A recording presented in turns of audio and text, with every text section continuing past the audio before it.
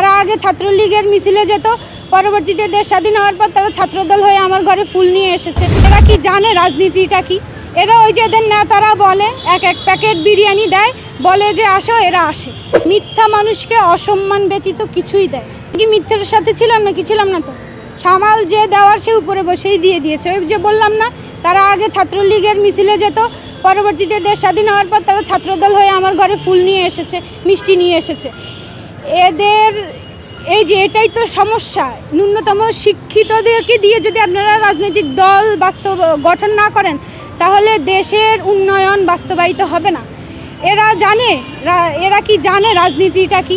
এরা ওই যে এদের নেতারা বলে এক প্যাকেট বিরিয়ানি দেয়, বলে যে আসো, এরা আসে।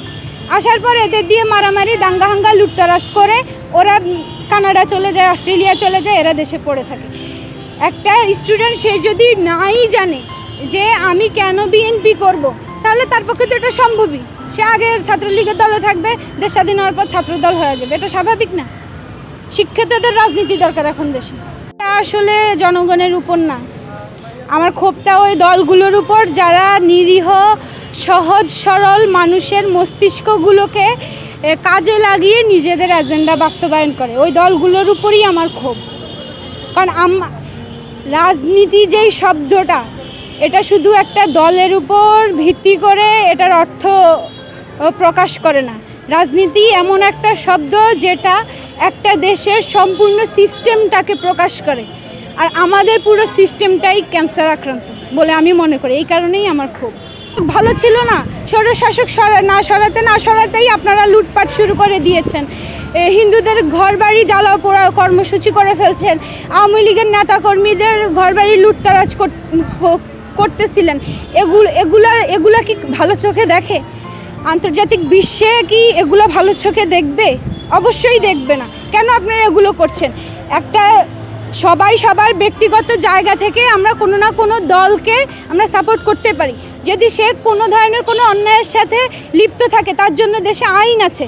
যদি আপনারা দেশের আইন বিভাগ শাসন বিভাগকে সচল করতে চান বা বিশ্বাস করেন যে আইন বিভাগ শাসন বিভাগ আপনাদেরকে ন্যায় দিতে পারবে, তাহলে নিজেরা কেন এই ধরনের হানাহানি করছেন, লুটতরাজ করছেন? এটা কি কোনো সভ্য জাতির কাজ? আমাকে সেটার উত্তর দেন। আমি জাতির কাছে প্রশ্ন রাখতে চাই যে কোনো সভ্য জাতি কি এই ধরনের লুটতরাজ করে?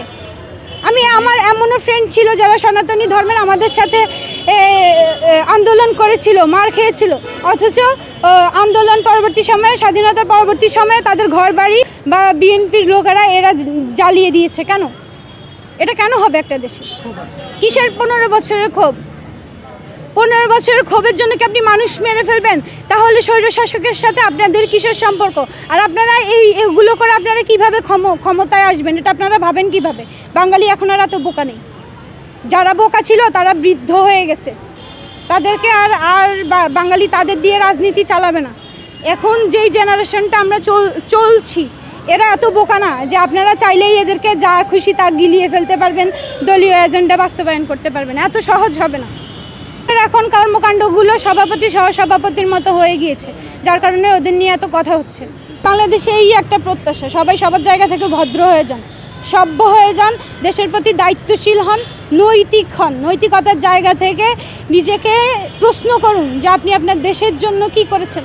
এতটুকু প্রশ্ন করুন যে আপনাকে যে ঈশ্বর, যে আল্লাহ, যে এই ভগবান আপনাকে দুনিয়াতে পাঠিয়েছে, তিনি কি উদ্দেশ্যে পাঠিয়েছে। অবশ্যই